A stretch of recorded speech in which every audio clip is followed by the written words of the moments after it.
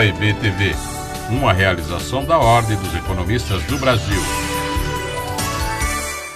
Colega economista, prezado telespectador, prezada telespectadora, é um prazer estar com vocês aqui na TV da Ordem dos Economistas do Brasil. E hoje tenho a grata satisfação de conversar com meu querido professor, o professor emérito da USP, professor Dr. Antônio Delfim Neto. Professor Delfim, é uma honra tê-lo aqui no programa da Ordem dos Economistas do Brasil. Meu caro professor Manolo, a honra é minha. Professor Delfim, hoje estamos dia 10 de março de 2020, estamos observando algo inusitado desde 1991, que é uma queda brutal nos preços do petróleo. No dia 6 de março, próximo passado, estava em $45, e no dia 9 de março, segunda-feira, ontem, pulou para $31 o barril. As notícias são as mais desencontradas. Há uma guerra de preços entre a Arábia Saudita e a Rússia, com efeitos devastadores por todas as bolsas mundiais. Professor, o que está acontecendo? O pessoal da área de petróleo ficou maluco? Não, eu não creio que a área do petróleo ficou maluco. Pelo contrário, eles continuam muito inteligentes. Essa é uma batalha de destruição, não é uma batalha para construção. Então a luta entre o Putin e o príncipe da Saudita era porque o príncipe queria um controle da produção do petróleo para puxar o preço. Ele queria reduzir a oferta em 1,5 milhão de barris por dia, e o Putin não concordou. O Putin não concordou, porque o Putin tem problemas complicados. O Putin tem praticamente... A Rússia depende da exportação de petróleo. Uhum. Então, o grande drama desse troço é que, e no curto prazo, o interesse dos dois divergiu. Uhum. E o príncipe, como todo regime autoritário, absolutista, decidiu unilateralmente produzir esse efeito. É um efeito devastador para o resto da indústria de petróleo. Basta ver o que vai acontecer com as empresas de petróleo. Todas elas, hoje, praticamente, são insolváveis. O caso da Petrobras é típico. A Petrobras perdeu 30% do seu valor e a sua dívida externa cresceu. Uhum. Que é o efeito que está em todo lugar do mundo. Todas as petroleiras britânicas, americanas, holandesas, todas, desabaram. Todas elas. Então, o que acontece? Isso no prazo médio, se isso continua, na verdade você vai ter uma redução da oferta de petróleo do shale oil. Então, não é essa a intenção de pegar o xisto, porque esse provavelmente com essa baixa você elimina uma grande quantidade de pequenos produtores e de grandes produtores. Que seriam os concorrentes naturais da Arábia Saudita. Da Arábia Saudita. E do Putin. Que hoje é o fornecedor universal de petróleo, não só para a Europa, como para a China também. Você acha que tem algo político também contra Irã? Não, deixa eu dizer. Porque Irã também é um grande produtor de petróleo. Tudo no petróleo é geopolítico. Tudo no petróleo é geopolítico. Ele está terminando, mas não vai terminar por falta de petróleo. Uhum. Eu acho que ele está terminando por conta dos efeitos climáticos que o uso do petróleo produziu, esse aquecimento que está aí. De forma que essa é uma luta, é uma guerra. E eu acho que é preciso compreender que a situação interna e externa do Brasil, a situação local e a situação internacional, mudou completamente por esses dois efeitos. O coronavírus e esse efeito do petróleo. Ainda na linha do petróleo, estados e municípios vão ter uma redução fantástica de receitas. Todos vão ter, royalties não tem do petróleo. Bom, mas é o tal problema de que você usa para despesas correntes receitas aleatórias. E futuras. Então, já aprendemos, já deviam ter aprendido, mas não constituímos um fundo que fosse capaz de estabilizar isso. Tipo Noruega. E usar só os recursos produzidos pelo fundo, não usar o fundo. O retorno do fundo, você usar para trabalhar, para consumir, preferencialmente até para investir. Mas isso, eu acho que é coisa do passado. Neste momento, Manolo, eu não acredito. O Brasil precisa de uma coisa completamente diferente. O Brasil precisa entender que nós estamos num estado de guerra. A combinação devastadora dessa crise mundial que está sendo produzida pela combinação, de novo, do petróleo com o coronavírus, mudou completamente a circunstância mundial. E, Delfim, as notícias sobre a China já são mais alentadoras, no sentido de que eles estariam já, digamos, controlando o vírus. Mas estamos no mês de março, a China vai perder um trimestre, e fora o que vai vir pela frente. E a Itália, que metade da Itália está em quarentena? A Itália demorou muito para fazer o que tinha que ter feito. A Itália hoje fechou, não entra nada e não sai nada. Em 20 dias, quem tinha que morrer, morreu. Quem tinha que ficar imunizado, ficou. Vamos começar a vida de novo. Não tem, para isso não tem, foi a solução chinesa. Só que o chinês tem um regime autoritário. Ele fechou 40 milhões de sujeitos, ninguém saía na rua e ficou quieto. Ela produziu o seu efeito. Quem tinha que morrer, morreu. Quem não tinha que morrer, ficou imunizado e a vida continua. Mas aquilo, inclusive, ele não pode mais transmitir. Ele morreu junto com eles. Então, mas a China, a crise é mundial, Manolo. A China vai sofrer o mesmo efeito que estão sofrendo todos os outros. E vai repassar numa proporção muito acentuada. E a China, na verdade, essa crise do petróleo beneficia a China. Que a China é a maior importadora de petróleo do mundo hoje. Então, o que eu diria é o seguinte: o problema todo é a gente compreender que as circunstâncias locais e internacionais mudaram completamente. Nós temos que nos preparar para uma verdadeira guerra. E isso exige uma mudança completa no comportamento do executivo e do legislativo. Delfim, vamos pedir um segundinho para o nosso telespectador, já retornamos.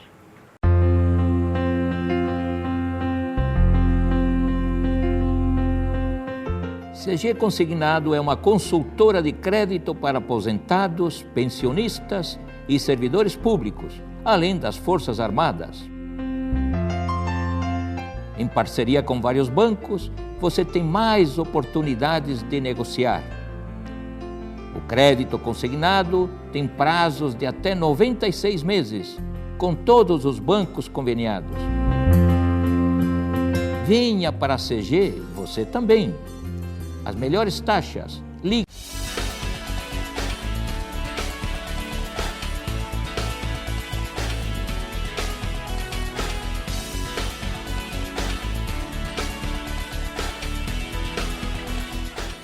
O profissional economista possui sólida formação teórica e prática e visão metodológica global da ciência econômica e sua importância. Ele possui consciência criticamente aberta sobre a realidade socioeconômica do país e assume uma postura responsável no tocante à sua atividade profissional. Preocupado com a missão de dar a sua colaboração para o desenvolvimento sustentável da nação, o profissional economista segue à risca cada palavra de seu juramento. OIB TV, uma realização da Ordem dos Economistas do Brasil.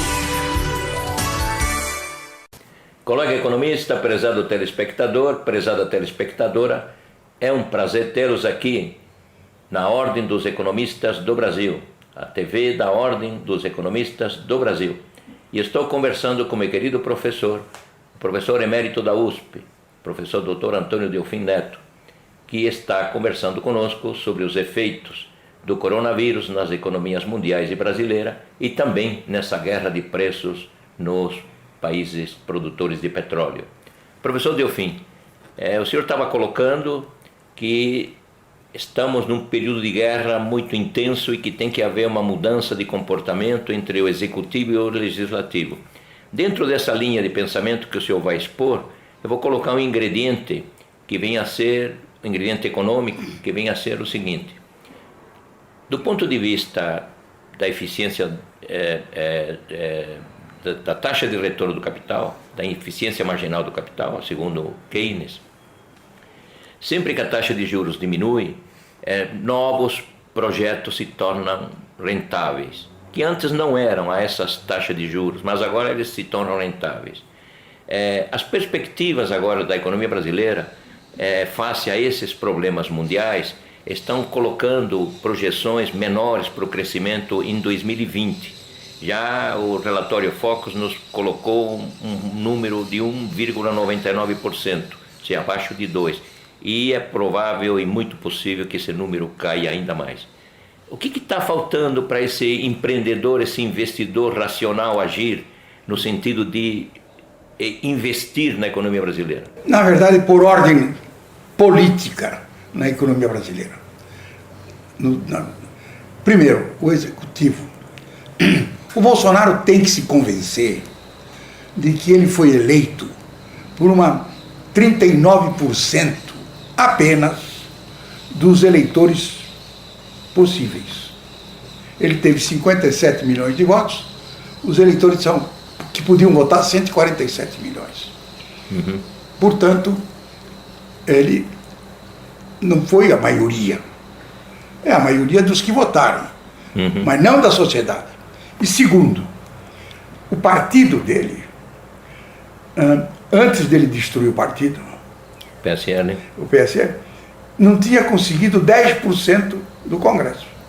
Ora, em qualquer lugar civilizado, onde tem um Estado de Direito estabelecido, qual é a solução normal? A solução normal é discutir republicanamente com os outros partidos que ele escolher e que estiverem dispostos a colaborar, para construir no Congresso uma maioria para executar que programa? Não o programa dele. O programa que ele, que certamente será uma parte importante, mas que ele combinar com os outros partidos. Esse programa, combinado com os outros partidos, tem uma consequência. É dividir o poder com os partidos para ajudá-lo a administrar. E isso pode ser feito sem nenhuma barganha? Não, no mundo inteiro. A ideia do Bolsonaro era uma ideia de jirico, produzida pela Casa Civil mais incompetente que o Brasil já construiu, e que continua até hoje. Não há nada mais incompetente no governo Bolsonaro do que a Casa Civil. Uma coisa grave. Imaginando o seguinte, que toda negociação é picaretagem. Que a política é uma coisa suja, ignorando que a política é que civilizou o homem. Então, o que acontece? Ele não se comportou dessa forma. Por outro lado, o legislativo tinha adquirido um protagonismo importante no governo Temer. O Temer, na verdade, com aquele jeito dele, um competentíssimo político, que faz tricô com 4 agulhas, ele inventou uma espécie de parlamentarismo de ocasião. Ele nunca foi presidente. O laboratório, o escritório, o gabinete dele estava aberto. e tinha sido presidente do Congresso da Câmara 3 vezes.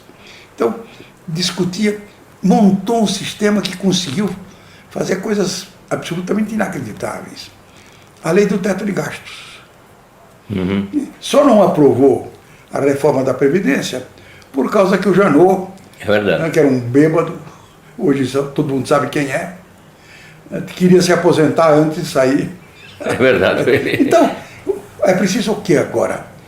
Agora é preciso que, primeiro, o Bolsonaro se convença de que a única saída é a negociação de uma maioria no Congresso para exercer um programa que vai ser um pedaço dele, um pedaço dos outros, e que é a forma legítima de fazer política. Depois, que deixe de tergiversar. Na verdade, esse governo, mesmo na parte econômica que eu admiro, eles são... eles fingem que vão, mas não vão. Só que não são garrincha. Ele finge que vem, mas não, quando vai, bate na bola e cai no chão. Então, é preciso que o Executivo recupere, na verdade, a sua credibilidade. E o Legislativo tem que perder a mania de flertar com o parlamentarismo de ocasião, que ele pretende transformar num parlamentarismo efetivo. Quer dizer, por quê? Porque isso é inconstitucional. O Brasil não pode ter um parlamentarismo a não ser quebrando as instituições, produzindo uma nova Constituição, quebrando as instituições vigentes. Por quê? Porque no artigo 2º das disposições transitórias, nós estabelecemos, eu digo nós porque eu estava lá. Estava lá, sim. Era um tempo em que o Congresso sabia que era onisciente e onipotente. Sabia tudo e podia tudo. O que diz o artigo 2º das disposições transitórias? Vamos estabelecer um plebiscito em que o povo vai dizer se quer monarquia, parlamentarismo ou presidencialismo. O plebiscito foi feito. Verdade. O presidencialismo ganhou por uma maioria espantosa. Nada é mais cláusula pétrea da Constituição do que o presidencialismo. Esse flerte do Congresso, de parte do Congresso, particularmente da Câmara, com o parlamentarismo, é absolutamente incompatível com as instituições construídas na Constituição de 88. Então, o que o Brasil precisa hoje, diante de uma crise mundial, que, como eu disse, ela é local e é mundial, ele precisa de uma revisão do entendimento entre os dois poderes, o executivo e o legislativo. E sob a observação do Supremo, que a gente precisa deixar de lado, porque cada vez que intervém em política faz besteira. É preciso reconhecer. Não, o Bolsonaro, se realmente ama a pátria amada, ele precisa fazer o meia-volta volver. Abrir o coração com grandeza e permitir que executivo e judiciário e legislativo se juntem para a guerra. Porque nós vamos caminhando para uma guerra. Nós não vamos ter mais dificuldades, nós não vamos poder desperdiçar nenhum pedacinho dos recursos em brincadeirinhas. Nós não vamos poder gastar recurso simplesmente ampliando armamentos. Nós não vamos poder gastar recurso como nós estamos fazendo na Câmara, distribuindo verbas para deputados e senadores distribuírem para construir fonte luminosa. Se juntar tudo que deu para eles, dá uma hidrelétrica.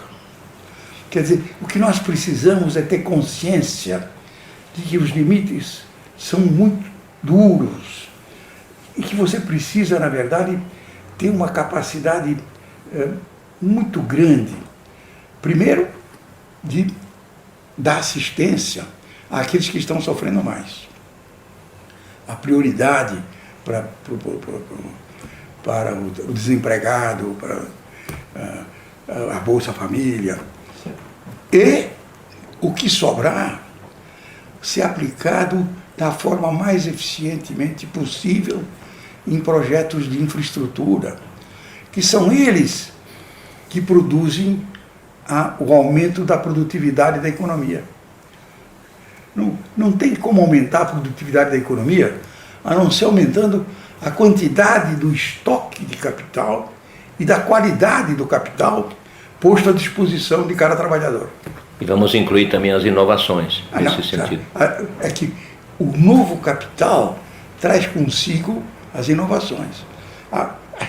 Na verdade, todo aumento de produtividade é produzido por um aumento do estoque de capital, enriquecido pelos desenvolvimentos científicos, tecnológicos, que se põe à disposição de cada trabalhador.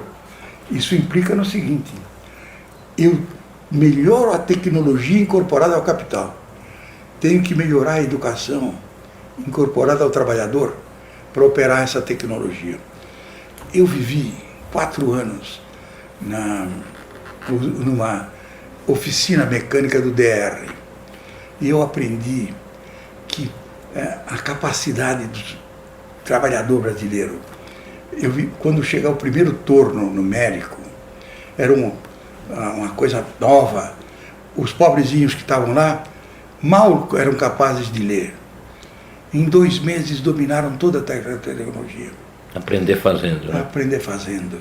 Então, existe sim a possibilidade de recuperar o crescimento, se você voltar a ter um programa de crescimento e se o executivo e o legislativo juntarem as mãos para realizá-lo. Delfim, segundinho, vamos pedir para o nosso telespectador, já retornamos. A economia é uma ciência social que estuda o problema da escassez. Toda e qualquer sociedade tem recursos escassos, até as sociedades mais ricas.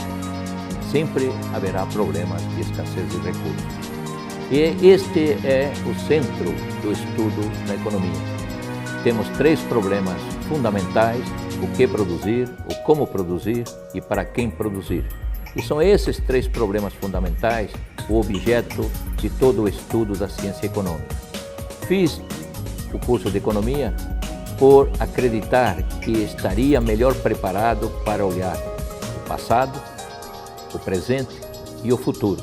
E digo a você, se tivesse que recomeçar tudo de novo, recomeçaria e faria de novo o curso de economia. Confira a programação em tempo real da TV Aberta pelo facebook.com/TVAbertaSP. Lá você fica por dentro das novidades, podendo ainda acompanhar as lives dos programas ao vivo e deixar seu comentário. TV Aberta São Paulo, a emissora comunitária da maior cidade do Brasil. OIB TV, uma realização da Ordem dos Economistas do Brasil. Colega economista, prezado telespectador, prezada telespectadora, é um prazer tê-los aqui na TV da Ordem dos Economistas do Brasil. E estou conversando, e tenho certeza que você está gostando muito, estou conversando com meu querido professor emérito da USP, professor Dr. Antônio Delfim Neto. Professor Delfim, um pouquinho de otimismo vamos colocar, digamos, nessa nova relação que o senhor está colocando, que o governo executivo deve ter com o legislativo. E nessa união de esforços que devemos ter daqui para frente, é possível ainda sonhar com um crescimento que seja entre 1,5% e 2%, ou a situação mundial é extremamente grave? A situação mundial é extremamente grave, mas não há a menor dúvida de que se nós entendermos o que ela significa, se juntarmos esse esforço executivo e legislativo, o Brasil vai crescer. Então, a última coisa na minha vida Eu tenho 92 anos. Se eu fosse pessimista, eu seria um idiota. Então, nada, na verdade, pode impedir o nosso crescimento. Só nossa burrice. Coisa que nós não temos. Essa disputa de poder pequenininho, mesquinho, entre um governo, um executivo insensato e um legislativo ambicioso, precisa acabar. Nós temos que voltar a ter um governo harmonioso, que junte todos nós na mesma direção, que tenha um programa para dar apoio àquele que está no nível mais difícil da sua vida. E, simultaneamente, colocar todo o excedente nos investimentos de infraestrutura, porque eles que vão permitir o crescimento. E a única solução para o Brasil é crescer. Só temos realmente essa condição. Não tem outra solução. E ela é factível. Ah, claro que é factível. O Brasil não termina. Não. Os economistas podem fazer a força que quiser. Eles são incapazes de impedir o crescimento. Bom, eu tenho certeza, meu caro telespectador, minha cara telespectadora, você, meu colega economista, que gostaram muito da nossa entrevista aqui na TV da Ordem dos Economistas do Brasil, com o professor emérito da USP, professor Dr. Antônio Delfim Neto. Professor Delfim, a Ordem dos Economistas do Brasil agradece a sua entrevista. Foi uma honra para todos nós tê-lo aqui mais uma vez no nosso programa de televisão e vamos torcer sim para que o Executivo e o Legislativo, diante dessa grave ameaça mundial na economia brasileira, eles unam esforços e caminhemos serenamente na senda do crescimento econômico. Muito obrigado, professor. Sou eu, professor, quem agradece a honra que vocês frequentemente me concedem de ocupar esse espaço tão importante para a nossa profissão. Muito obrigado, professor. E obrigado a você, meu caro telespectador, minha cara telespectadora. Até o próximo programa da TV da Ordem dos Economistas do Brasil. OEB TV, uma realização da Ordem dos Economistas do Brasil.